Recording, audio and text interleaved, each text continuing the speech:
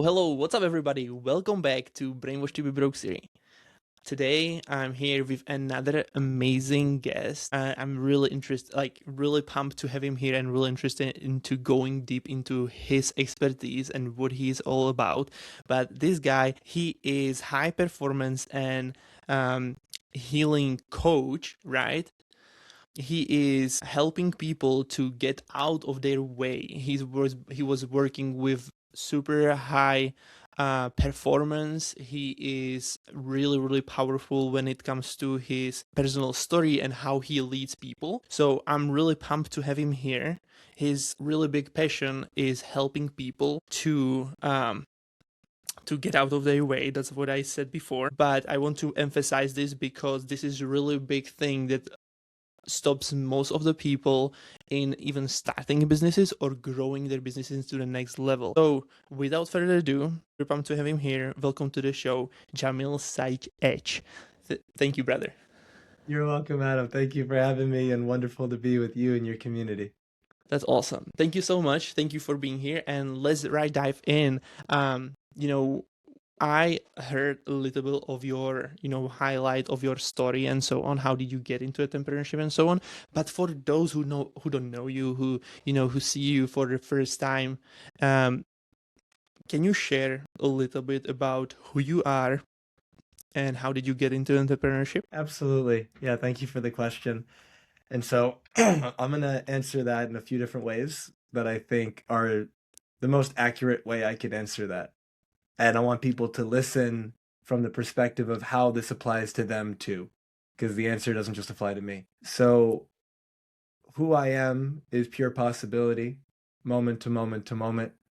Who I am is who I create myself to be, moment to moment to moment. My own paradigm, who I am, is a manifestation of the divine, and so are you.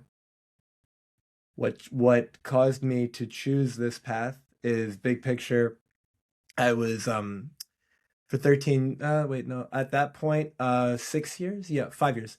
So 5 years prior to being 19, I was working with people around their health, their relationships, their mindset. I started very young, and I didn't call it coaching. I didn't know what that was. I was just helping people. I had some life experience, and I also had a lot of mentors that I was learning from, and people were getting healthier. They were losing weight, getting off their medications, reversing their chronic disease. Their relationships were getting saved. They weren't getting divorces. Like, things were going really well, and mentally they were feeling really good. And then at 19 years old, my father had a brain aneurysm, and he came as close to dying as you can come without dying. And he survived for 3 years before he ultimately passed away.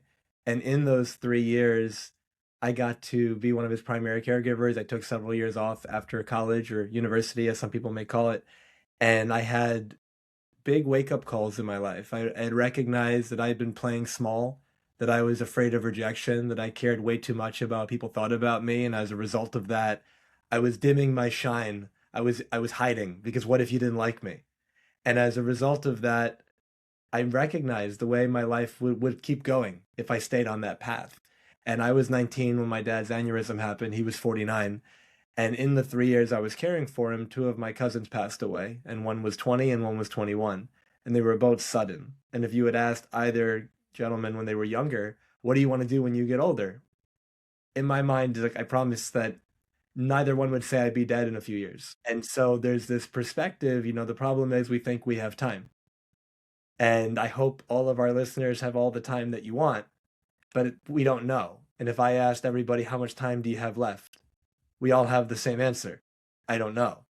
So then the question is whatever you're doing right now, because right now you're paying attention, you're paying with time, you're paying with life force, you're not going to get that time back.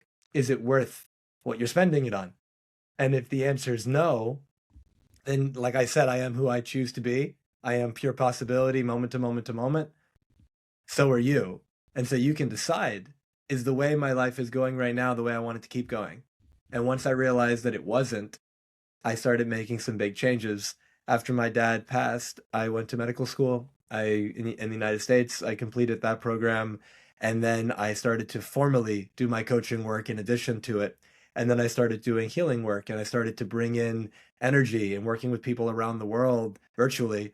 and supporting with cancer is an autoimmune and chronic pain and different conditions like that. And that's been extraordinary. And then there's the coaching side about collapsing time, removing what's in the way so people accomplish their business goals, their personal goals, their relationship goals much faster than they would Mm. otherwise. And that is a short version of a way longer story. But for the sake of our conversation, I want to give us a lot of opportunity to go back and forth. I want to just close on this. I started by saying, I am pure possibility. I want people to try this on. Possibility is who you are, limitation is created. So you are not limited by anything other than you. Yeah, you Mm. might be in certain physical circumstances. There might be certain things making it more challenging. It might be that uphill battle. But the thing is, the moment, it doesn't mean it's easy. It can be harder for you. You might be Mm. starting further back in that metaphorical race of life than some other people. But you buying into that story only keeps you there. You buying into that story only makes it harder. It only makes you feel hopeless. It only makes you give up more. But you believing that there's always a way, you believing that you're going to do what it takes to get out, you believing that you can find that way for yourself, it doesn't guarantee it, but it makes it way more likely. And so Mm. the thing is, you have to believe in you before anyone else is going to. And it's like, that's not exactly true. I love this perspective. Borrow my belief in you until your belief catches up. But the thing is, Ooh. ultimately, if you want a consistent level Yep. of success on your terms, that belief in you needs to be there because ultimately you're the one who's going to be able to create that life and you're the one who's going to block it. And so, whatever it is that you're wanting, become the version of you that can actually have it. This is really cool. I love it. When you said borrow the confidence, what do you mean by that, actually? So, I come from a space that regardless of who's listening, even though I have not met you yet, more than likely, even though we don't know each other, I know you. I know that in my paradigm, at least, again, try it on. You're a fellow spiritual being having a human experience. You've had your dark moments and you've had your lighter moments. You've had people that you love either pass away or leave or something occurred. You've had moments of guilt and shame and moments of feeling not worthy and not enough. You've also had moments of feeling confident and feeling loved and feeling excited about life. You've had depressing moments and you've had ecstatic moments and everything in between. You potentially have some type of goal for the future in any area of your life. There's something that you want. There's a meaningful existence on your own terms that you would like to have. And in that way, you're just like everybody else. Even though you're unique, you're also just like everybody else. And if we come from that space, I know that myself included, we all have moments where we lose that belief in ourselves. We have moments where we feel lost. We have moments where we feel like, can I really do that? We're living more in doubt. We're living more in limitation. And when you have somebody in your corner, in this case, in the context of your question, it'd be me. But if you have somebody in your corner, it could be a coach, it could be a family member, it could be a parent, it could be a friend, it could be somebody that someone that you're in conversation with, but it could be you. The idea that I believe in you so much and I know what you're capable of. Now, that doesn't mean you're going to reach that because you may not do it, but I believe in what you're capable of because I know what's inside of you because it's what's inside everybody. Pure possibility, manifestation of the divine. You can do basically anything you're setting your mind to. And at the end of the day, if you don't believe it, but I believe it strongly enough, and we're in conversation, my belief, because it's more congruent, will rub off on you. And so at some point, like Abraham Lincoln had a great quote. He was a president in the United States a while back, and I forgot the exact date. But he said essentially, he ran for office several times, political office, and he lost many times. And when he finally won, I forgot the exact number, but he lost more than 10 times. And when he finally won, somebody said to him, how did you keep going despite not getting elected so many times? And he said, I had a friend who believed in me, and I didn't have the heart to let him down. And so, in a similar way, when I'm working with my clients, as an example, I help them see a vision for their life that's bigger than maybe they have ever thought for themselves. And then assuming they want it, I help get them in that direction, but sometimes they have their doubt. Sometimes they need that pep talk. Sometimes they need some support. Sometimes they've got beliefs that are in the way to remove. But because I don't see them as limited, most of us walk around thinking we're just poor little me.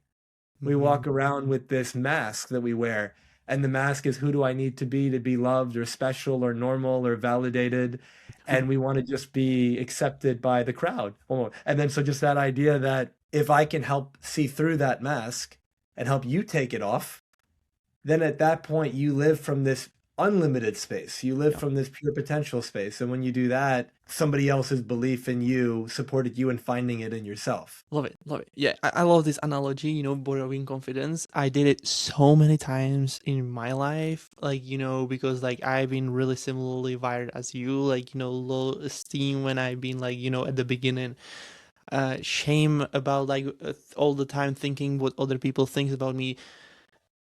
Why we are this way wired? Why is that?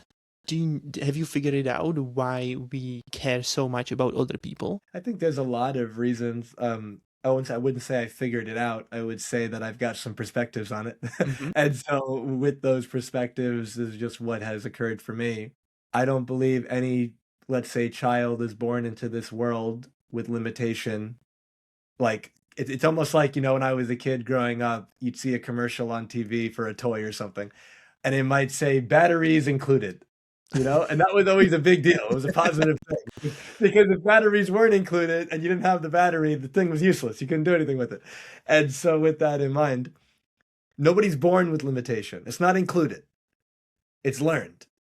And then the question is, Mhm. okay, when is it learned? It's learned typically between birth and 2, birth and 3, and then it continues beyond that. But initially, a child is born and they don't have a developed personality. And Mhm. so they don't have a sense of a separate sense of self. They kind of just see the world and they kind of just take it all in like a sponge. Yep. At Yep. some point, typically around 2, but at some point, the child begins to hear no. The child begins to either get punished or something happens. And from the vantage point of the child's not thinking like an adult. So it's not, oh, mom, dad, caregiver, somebody is, upset with me because I did this thing that I wasn't supposed to do. And, I should really apologize. No, they don't think that way. Yep. They just see the the love or the validation Very or the simple. connection Yeah, or the very presence simple. They with observe. movement. Yeah. Mhm. They see that it was taken away and Yep. they see it as a punishment. And Mm. so often they will take it personally. So it's like mom yelled at me, or dad did Mhm. this, or I got put in timeout, or whatever the punishment is. And as a result of that, I lost love. I Mm. lost this, I lost this, I lost that. So then the child learns, they don't consciously think this way, but they're learning almost like a scientist. Mhm. Okay, I just lost the most important thing, love, attention, which is also survival. When you're Yep. 1 or 2 years Yep. old, you need that. So Yep. it's like I lost that. Now they didn't actually lose it. Even if you're upset with your kid, you didn't take it away, but they feel that. So then it turns into how do I get it back? Well, I have to adapt. I have to be the way they want me to be. Mhm. I can't do the things that they have been yelling. It's almost like an animal. If, we used to have a dog, and if a dog, let's say you just get your dog and your dog's not trained and your dog goes to the bathroom on the carpet. Yep. If you yell at the dog, if you do something to the dog in that moment, there will be an association between whatever they just did and the behavior. But if Mm. you wait 4 hours and then you do something, your dog has no idea. Like your Yeah. dog's gonna think you're punishing it for whatever it's doing in that moment. I heard like when it comes to that analogy, I heard even like that, animals or something like that, they have like 7 second memory or something like that. If that's even true, I'm not 100% sure if that's true or not.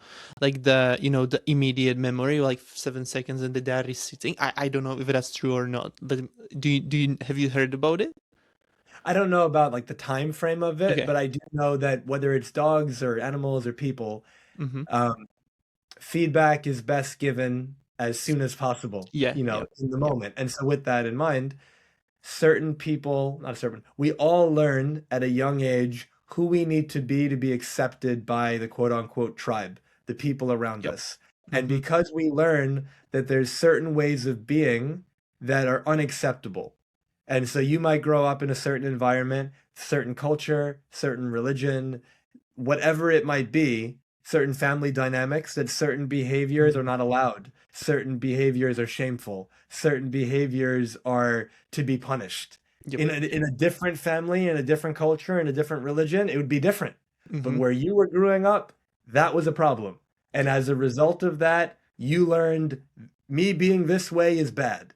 And then Hmm. you start to adopt certain beliefs about yourself, you start to adopt certain behaviors, and you carry those with you your whole life until you learn what they are and how to get rid of them. And so that's a big aspect of the work that I do. Now, why we are that way, it starts in that young age with family. And then as we get older and we're like 3 years old, 5 years old, 8 years old, 12 years old, etc., we begin to get indoctrinated into our culture. And Hmm. so you're in a certain school and you're around certain children. Those kids are going to act a certain way. You, Hmm. if you watch TV, certain cartoons, certain things on the news, whatever it is that your culture is showing you, that becomes what's normal. That will influence you. And then maybe like I grew up with a very big family, a lot of uncles, aunts, cousins, stuff like that. That by itself is a culture. There's certain things that are okay and not okay. There's certain ways that boys act and certain ways that girls act. And Yep. there's different things. And so with that, and it's not that it's good, bad, right, wrong. It just was what it was for, Hmm. in this case, for me.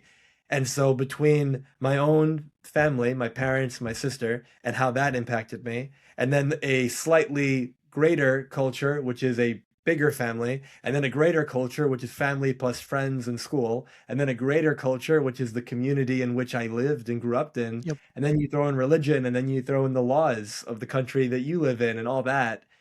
You're constantly being told this is who you are, this is what's allowed, this is what's acceptable, this is what's not. Hmm. And if you do certain things, if you think certain things, you're this kind of person or you're Hmm. that kind of person. Hmm. And it's all these labels that we basically get put into. And so it's like you get put into a box, and that box is a label that you accept or deny. And most Hmm. of us accept it without realizing it. And so once you accept it, you live into it as if it's true, not realizing it's a limitation that you've Hmm. adopted. Because we see it from the other perspective, like from our perspective, that like our parents are wired that way, like our like the people who are spending the most time are wired that way, like because that's what we are taught, right? And all of that's what you mean, right? Like when it comes to being shaped into the boxes and we accepting this frame basically, um based on their experiences because they been taught this way, so it's like passing from the generation to the other generation, and we are literally, this is how we are learned, taught basically since our young age to be this type of person. Yeah, But it's like yeah. if I were to say, if somebody said to me, speaking about themselves, I'm just not a very intelligent person. Hmm. If they said that, I might say, when did you decide that? Yeah. Yeah. And most people, they've never been asked that question because they didn't think it was a decision. And they might go, what do you mean? And I say, well, no child is born believing they're dumb. Hmm. So when did you decide that you weren't intelligent? Oh, if you thought about it, you heard from other people Yeah. that, oh, your brother or your sister is the smart one. Or you heard because you didn't do well in school, that meant something about you. Hmm. Einstein's got a quote. Albert Einstein's got a quote. I'm going to paraphrase it. There's two of them. The first one is, I'll just give one. He says, "Everyone is born a genius, but if you judge a fish by its ability to climb a tree, it will live. It will live its entire." Yeah, I heard that. Yeah. So with that in mind, there's different types of intelligence. Yeah. Yeah. Certain people, they're very like science, math, analytical. Other people, it's about art. It's Hmm. like the way they draw, the way they paint, the way they move their body. They're a dancer, physically Yeah. intelligent in their Yeah. body. Athletes are physically intelligent in their body, People but are we let also like when you said this, like people are also telling it like or naming it like a your superpower, right? Like this is the thing that you are really good at. Would you agree on that, that this is what you trying to explain, like with the or with the Einstein analogy? well, I'm thinking of it like this. So because there's different versions of genius, Mm-hmm. we live in a society, it's getting better, but we live in a society that historically and we're in different societies, but like in general, this is the case most of the places. Um, there's typically a very narrow amount of superpowers or genius that is recognized. Mm-hmm. And there's, so I grew up in a culture that the science, the math, the analytical, that type of intelligence was put on a pedestal. Anything art related, anything that was more creative was put down here. And Mm-hmm. so you would think in this kind of culture that you were not intelligent if you were down here. Mm-hmm. Yep. The thing is, Yep. you're just as intelligent, just in a different way. And so, with that in mind, if you grow up in that type of environment, you hear because all my friends are doing better in school than I am, or my family's doing better in school than I am, and my parents maybe, oh yeah, Jim's not that smart, or Bob is just, he's a little bit slow. Now you adopt that. You just take it Mhm. as true. So then it turns into you live your whole life, I'm not that intelligent. Then you meet someone like me, and I hear you say that, and I say to you, well, when did you decide that? And then we talk about it, and you realize here you are in your 40s. You believed that since you were 7. Now, how has that belief impacted you? There's a lot of opportunities that you didn't take because you believed you weren't intelligent enough. So you shied away, you played smaller, you didn't raise your hand, you didn't do something, all based on a lie. And so that's like, what's the lie that you're living in? What's the belief? What's the box that you're in? Like Rumi, he's a Sufi poet from 800 years ago or so, and he says, why do you remain in prison when the door is wide open? You're in the prison of your mind. The thing is, the mind can be a prison, but it can also be a paradise. And if you're suffering in any way, you're in the prison of thought. You're in the prison of the mind. The beauty, though, is that you can get out of it at any moment because it's not actually real. It's real in a felt experience. It feels real, but it's only as real as a shadow. Uh-huh. A shadow is real in the sense that there it is, you can see it. But the moment you move, the shadow moves. The moment you turn the lights on, the shadow goes away. It's like it's not real in that sense. It doesn't have a lasting power. You're like basically choosing to live in that shadow, right? Choosing, but not consciously. Mm-hmm. It's not you're choosing it in the sense that it's your fault. Mm-hmm. You're choosing it without realizing you're choosing it. So it's Mm-hmm. like, there's an old quote I heard growing up. The quote, and you can apply it to anything, but it was about money. It said, if you're born poor, that's not your fault. If you Mm-hmm. die poor, that's your fault. Oh, And in a similar way, if you're born into certain limitation, if certain limitation is like kind of put on you and you don't realize it and you just adopt it, it's not your fault. But when you hear a conversation like we're having right now, and that makes you wonder, I wonder if there's any limitations that I'm living into. mm-hmm. And, spoiler alert, the answer is yes, everyone has them. So the moment you realize, I wonder what mine are. What are the lies that I'm believing? And anything that basically makes you play smaller, anything that makes you limited, anything that makes you feel less than is a lie. And the moment you realize that, it's like, where did that come from? Mm-hmm. And then, like you said, often our parents are just kind of passing on whatever they've learned. So it's not that they were bad, it's not their fault. They didn't know. They just But they, accepted it basically, right? yeah. Yeah. Very interesting. This is really cool. When it comes to, I would like to, stay still on that topic because, like, I know that how somebody can judge somebody else based on if he's smart or stupid. If everybody is learning different way, also, right? There is like when you go into school, there are most of the time, I don't know what your experience was, but my experience was that I studying different way than what they ever taught us in school. I literally have to break everything down into small pieces to understand each step, to understand, like, to know why I'm doing this and how it's affecting it, and da da da da da. So I know how it all works together.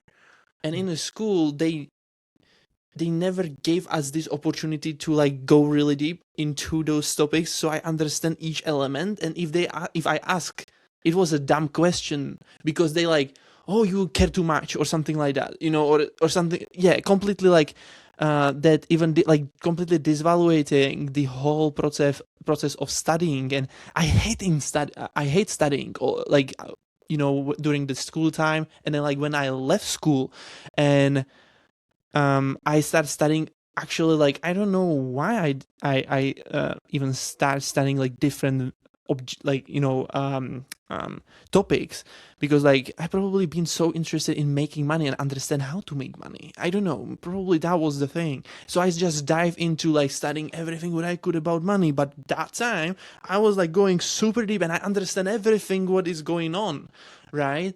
And then that brought me back to like loving studying. I love studying. I'm like every day trying to find new things to study and do, and like how I can implement it to make my skills better, and also use those skills to help other people.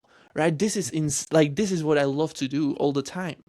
And so I would be like really interested in hearing from you, like when you have you been studying like different variations of like how people study? Because like I think this is actually what differentiate really well, like really good people, like really good teachers, not people, good teachers from the bad ones, right? Because if you want to be a coach and if you want to like help as many people as possible, you have to understand, this is your job, to understand how other people think, how they study, and like help them, or even help them to realize how they study. So when it comes to you, how you study, like what is your process of studying stuff? Because I know you have your uh, um you have your what is it when you're studying, like you have oh my gosh, degree. There you go. Okay, so how was the process for you? How did you like? Have you been? Yeah, how you study? How is your way of studying? Like, what do you have to like? How your brain works actually, so you understand certain things. Yeah, thank you for the question. And I want to acknowledge you first. I love one of my highest values is mastery. And I Uh-huh. love that after you finish school, you just love to study. And you just went into how could I really understand this, break it down, really get all the different elements of it. And I think that is the precursor to being as successful as you can be in whatever it is that's most important to you. And this massive, well done with that. And I had a similar journey to you. I used when I was in school, the books that they had us read, for the most part, there was exceptions, but for the most part, I wasn't interested in them, and they were very dry. I didn't like them, and as a result of that, I hated to read. Yeah. Oh my And gosh. I was going through my schooling, and this is like, um, in the US, we call it, middle school, high school. I think you guys call it primary school, secondary school, maybe. Yeah. Yeah. But either way, from about, you know, 10 years old until 17, I really did not like to read at all.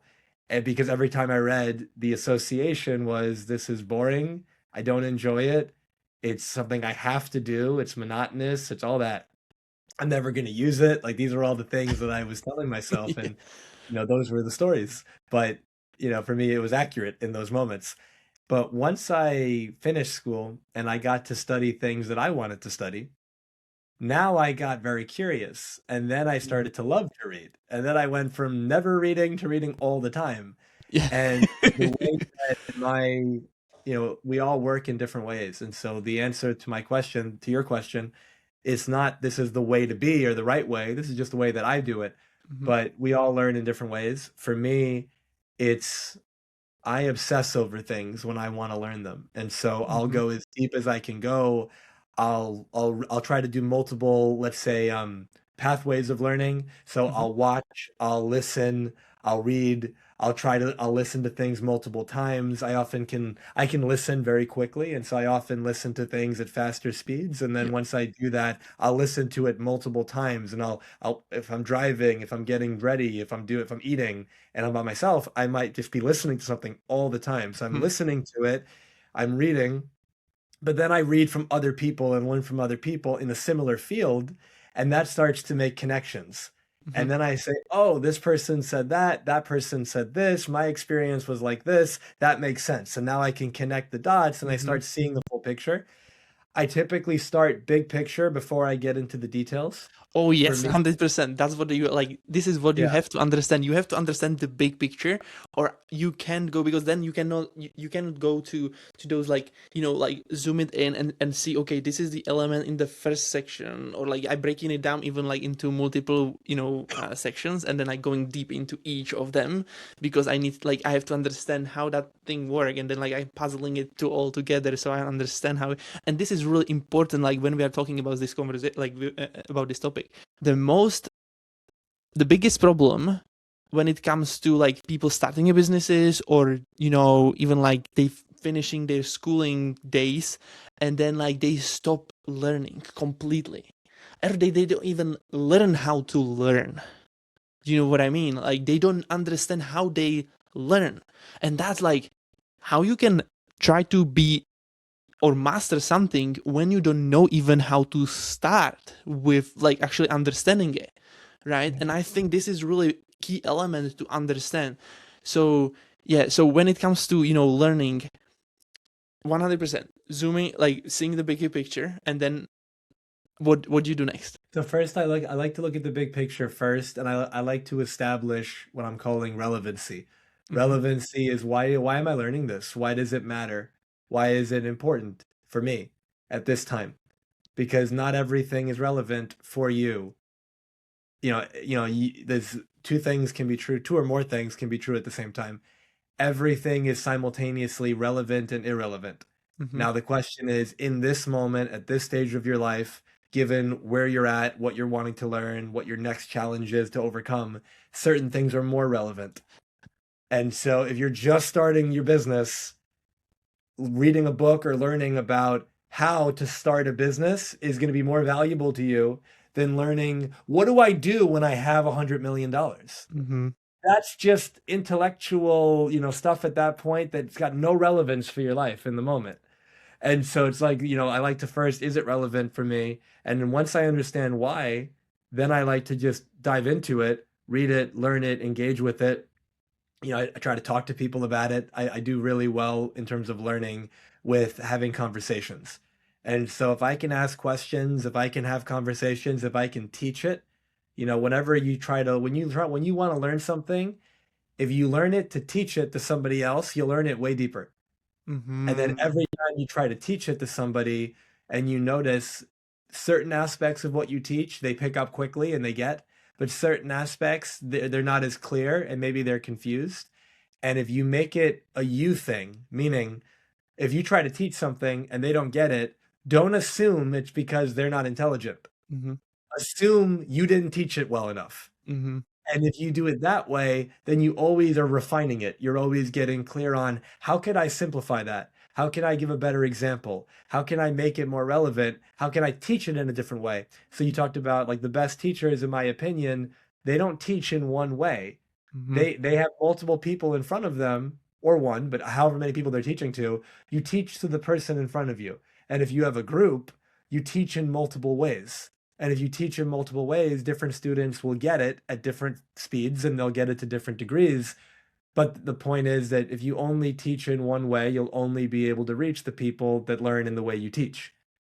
And so you're limiting your audience or you're limiting the impact you could have. Most people, they don't even know that there are multiple ways of how people learn, Yeah. right? Like when it comes to teachers in the school and so on, and then like they judging those kids because by telling them that how dumb they are, they don't know, like, or they are slow when it comes to learning and so on. But the problem is actually different, right? Yeah. Because they do not do their job the right way, basically, the most effective way.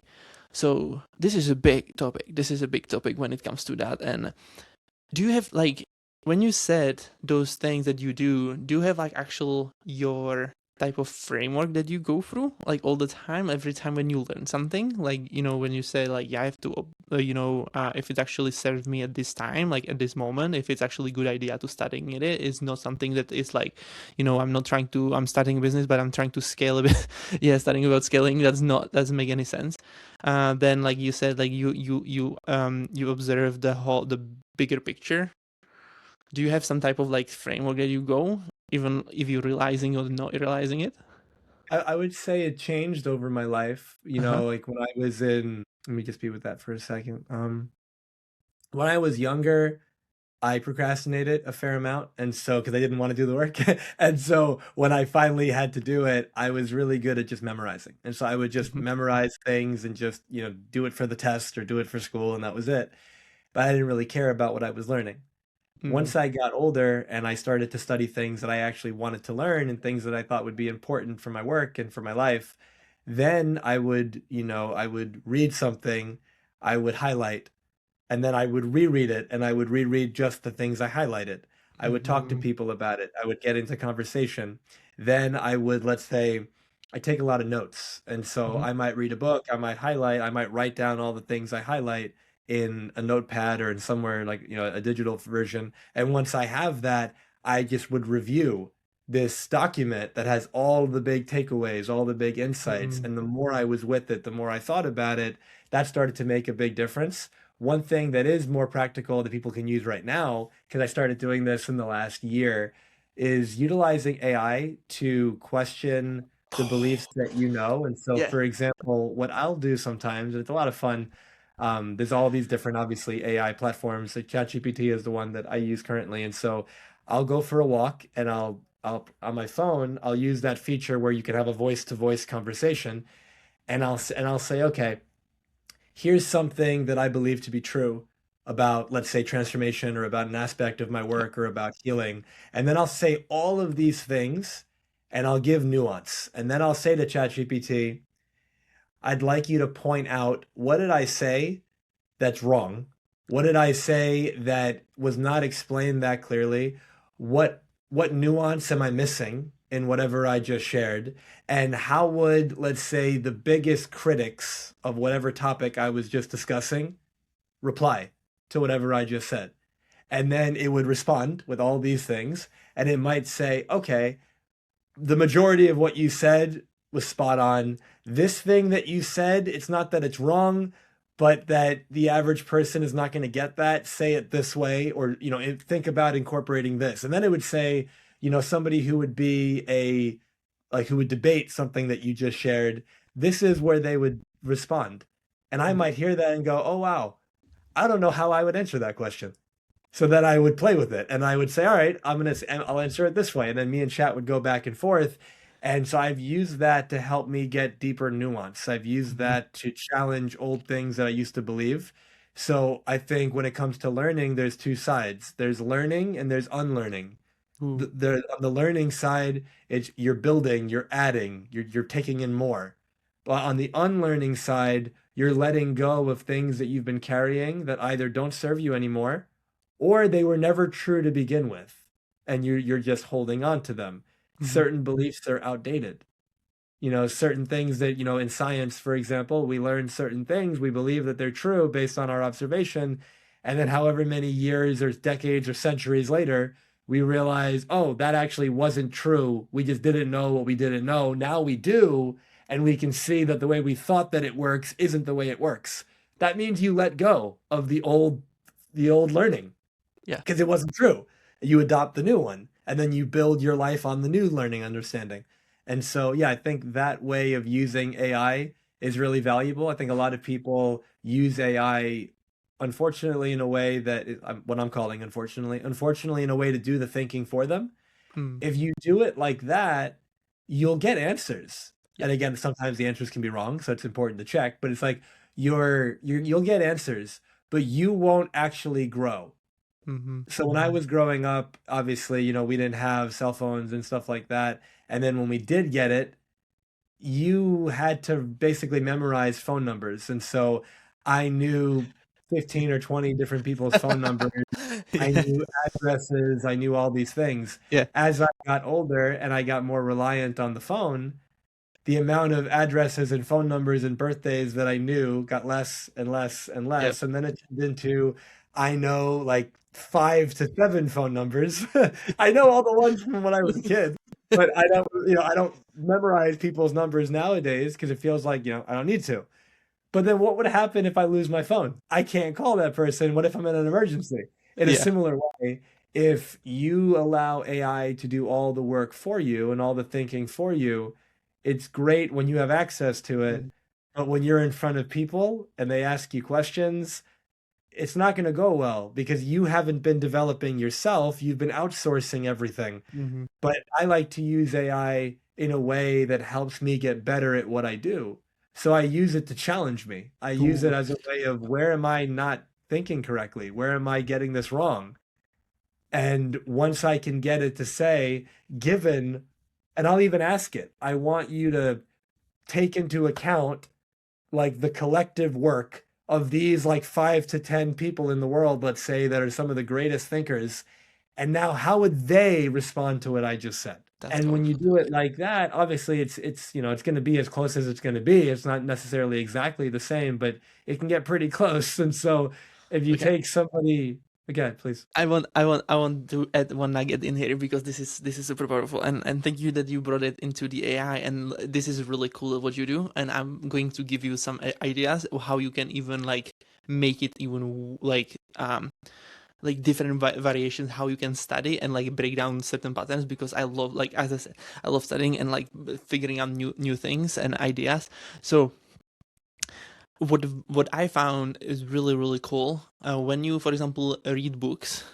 So for sure, you have to first read the book or listen to the book. You have to understand the concept of the book, what is actually he is trying to, explain there, and so on. Right? This is like the most important thing. Always have to understand the book, what is inside. But what you can do is you can find a PDF of the book or like text version, put it into a project in ChatGPT. There is a project folder. You upload it, then you only thing that you have to like instructions put inside of it is just this chat is directly related to studying this book. All the elements, everything, what we gonna go deep into those elements, and studying it from different angles, and actually like a world examples. Bro, I'm getting like, it's insane, like, because every person study differently, right? If that person also, like, he's got his point of view, the AI can pick up different variation of the point of view of that person that he wrote the book. So you can take it and literally like observe it from your perspective. If it's too complex, you can say, AI, hey, give it to me in third grade reading level, so I understand it as much as I can. I spending so much time just going dive into like and back and forth with, you can put like literally voice like voice communication or whatever is voice chat, and like you can go back and forth with the AI and literally like, hey, let's dive into the chapter 1. Can you give me like the big breakdown of what he's trying to like explain in the chapter 1? Perfect. It's gonna give you the examples. Okay, I understand, but let's dive one step deeper and like let's break down that element to even smaller chunks, so I understand each phase, each piece, how it actually work together and how it affect each other. Bro, this is insane. Like, it's insane how much information and how like how you what you can figure out right there.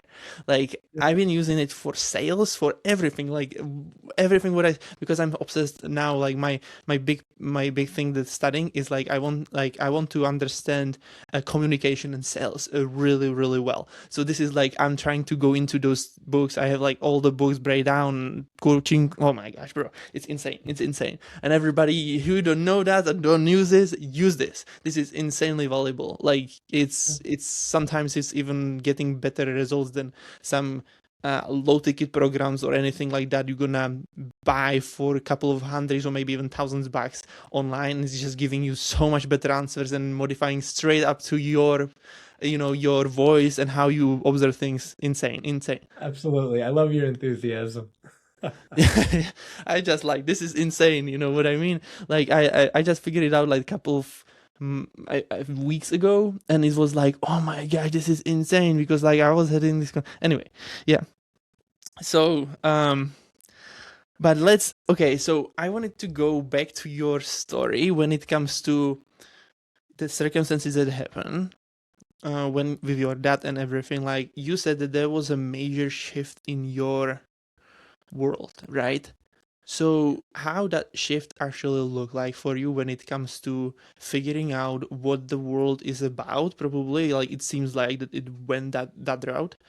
and then transforming your life into the most effective way that you could figure out or do to, to get into the right state of mind and on the right path that is going to actually serve you, and served you because you are here right now and so successful and with everything what you accomplish.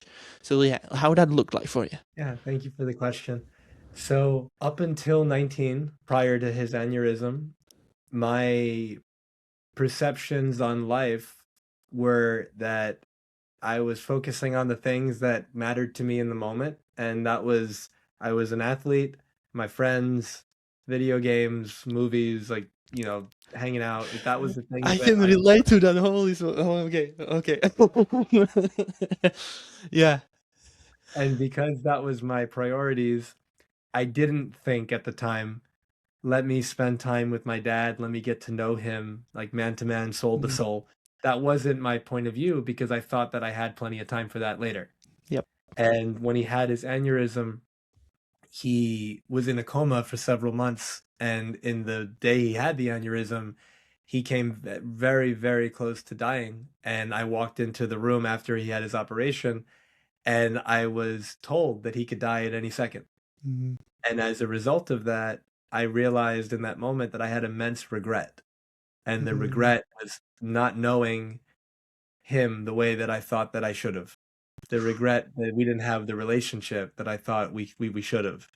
And I was very fortunate that we had the 3 years. He was in a coma for several months, and when he came out of it, he wasn't the same. And we had to really work to get him as close as possible to back to usual. The challenges were immense throughout those 3 years, and I really started to value the present moment and the gift that was today because I started to realize that every night when I went to sleep, I thought, what if that was the last time I saw my dad? Like, what if he might die in his sleep? And as a result of that, every day when I woke up and my dad was there, I thought, Dad's here today. He might not be here tomorrow. Let me make the most of it. And then that started to expand because then I started to realize, but what if my mom isn't going to be here? Or what if my Mhm. sister's not going to be here? Or what if any of my close friends aren't going to be here? They're here today. Mhm. Let me make the most of it. And so I started to live more fully in the present. I started to squeeze the juice out of all the relationships. I started to make them as beautiful as they could be. And then in the 3 years that I was taking care of my dad, I started to realize I was attached to my dad getting back to the way he used to be. And as a result of that, I didn't realize it at the time, but what I was doing was I was labeling him in my mind as not good enough as he was in the moment because I'm saying like, this guy in front of me is not enough. I want the old you. And I kept asking myself, when am I going to get my dad back? Not realizing that that question was preventing me from being with him right now. Mhm. And so I started to realize I'm going to play with the possibility that if this is the best he'd ever get and he wouldn't get any better, could I just show up fully and fall in love with him as he is right now? Could this be enough? And the answer was yes. And I did that. And I find that most people, we relate to certain people in our lives thinking about them how we want them to be instead of how they are right now. And because we're so caught up in this mental story of a future version of them, we can't be with them right now and it's in the way. And so I stopped living in some made up future and I started being in the present and I really started to feel so much better. And then I started to really expand out the way that I was interacting with people, where people started giving me some of the most beautiful compliments and acknowledgments of my life. I'm known for my hugs, and one woman um, gave her a hug, and she told me she's a cousin of mine, and she told me, "I love your hugs. Every time you hug me, I feel like you're never going to see me again." And I thought it was so beautiful. And then about a year or two later, oh no, several years later, but a gentleman said to me, "Every time I'm with you, I remember who I really am." And it was because I would be so present with him, and I would listen, and I would hold space, and I would just make him feel so seen. Mhm. and he would feel just so open, and he would share, and he would have insights, and he would see himself in a real way, and it was so beautiful. And I started to really live my life in that way. And then after my dad passed away, I mentioned feeling like this realization that I was playing small. And up until that point, I didn't think I was, and then I realized it and I saw it clear. And so I stopped procrastinating, and I stopped living my life in this way of I'll do it tomorrow or I'll do it later. If it was really important to me, I'll do it now. And I would just do that. And I started to just value, this moment. And so all that to say, when it comes to, business, yeah, it's important to have a plan. It's important to work that plan. It's important to know where you're going as well as you can. But it's also important to come back to the present moment and to actually live. The most important person in my life right now is you, Adam, because I'm with you. Nothing else matters. When I'm with somebody, whoever the person in front of me is or the people in front of me are, that's my world. But most of us, you're at work, you're thinking about home, or you're at home and you're thinking about work, Mhm. or you're with somebody and you're checking your phone and you're looking and you're mentally somewhere else. What could be possible if you were just here now, fully and completely? And if you did that, so much changes in a really beautiful way. And all change starts with you. And so if you want your life to change, you change. Don't wait for someone else to change first. You change. And even if it's 1% different than you were yesterday, you're going to have a different life. 1% compounded every day is 37 times different or better, over the course of a year. And so imagine if you were 37 times different than you are now. I don't even know what that would look like, but it's different. And it's only 1% every day. Yeah. Anyone can do that. And so I started by talking about being possibility and not being limitation. You are a possibility. You can't not be that, but you can act like your limitation. That is one of the possibilities. And if you act like your limitation, it'll feel that way. And you'll see all these people around you creating all this success, and you'll think it's not fair. Why them? Why not me? Why do those people have a relationship and I don't? But again, none of those thoughts help. Those thoughts just kind of justify where you're at. They entrench you further and deeper into that more victim mindset that life is happening to you versus there's absolutely a way that you can have the things that you want. And it starts with you changing now in whatever degree you can. I remember years ago, someone said to me, I really want to be in a relationship. And I said, oh, tell me about the kind of relationship that you'd love to have. And the person's like, oh, I love nature, so I'd love to hike, and I'd love to do this, and I'd love to do that, and we can do all these things together. And I go, great. How often are you hiking? How often are you doing those things now? And they go, oh, I haven't done it in years. And I go, where do you think you're going to meet this person? Like they're on the mountain. Like you're going to meet them out there, or you might meet them somewhere else. But the point is, this person's wanting something, but they're not going to it. They're in their house waiting for it to come to them, and the Oh, likelihood is that's so low. good. You know, Yeah. Ooh, yeah, and that's pretty much with everything. It's not just a, relationship, but also like the success in a business you want, or health, or anything like any of the area of, our lives. That's awesome. I love it. Thank you so much. Thank you so much. Thank you for your time. Thank you for being here. That was an awesome, awesome conversation. We could go on and on. I like literally feel that I know you, and like literally we can talk about anything in here. Um, so thank you so much. Thank you for being open and sharing all that with us. And before I let you go, what is your goal into the future? Where are you heading right now with your business, or maybe even like your life and so on? Like, give us a little bit more about yourself when it comes to that, and then also where people can find you online and so on. Like, so actually they can connect with you. yeah. Thank you for asking, and it's been such a pleasure and a privilege to get to be with you. And thank you for your wonderful presence and your questions, and for our audience, thank you for taking the time. I believe that our time and our energy and our attention, these are our most valuable, assets. And I don't take it lightly that you're here with us. And so thank you so much for that. And my goals right now, there's a handful that are present for me in the moment. Getting married in less than 3 weeks. And so getting married, then finding a place that we want to live. That's something that we've been traveling a lot, doing more of a nomadic lifestyle the last year and a half. And so finding where home is going to be next. Beyond that, this year, I had the privilege in January. We're recording this in February. So in January, I got the privilege of speaking at this beautiful event in the United States for a couple hundred people. And I want to do it like at least 10 more of those over the course of the year. And so I've got 3 or 4 that are scheduled right now and for the second half of the year, and looking for more opportunities to be with people and to share, to create healing experiences, to coach, to do all these things. And so that's a big goal for me. And then once I have a physical location, I want to create what I call a healing sanctuary. And a lot of the healing work I do right now is virtual and it works just as well. But creating a physical location that people can come to feels really aligned and feels like it really excites my spirit. And so that's big picture. It's the healing sanctuary, speaking on more stages, more masterminds, more groups, being able to contribute to people, to get married and find wherever home is going to be. Those are the big things on my mind right now.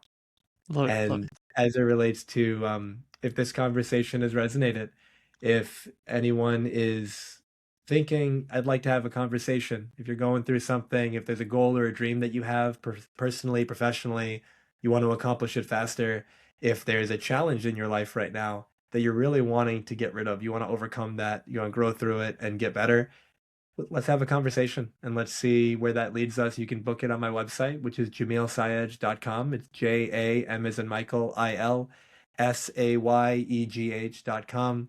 My social media, there's a lot of content on there back all the way to 2015, I believe. And so on Facebook, it's just my name, Jamil Sayegh, and LinkedIn and Instagram are at Dr. Jamil Sayegh.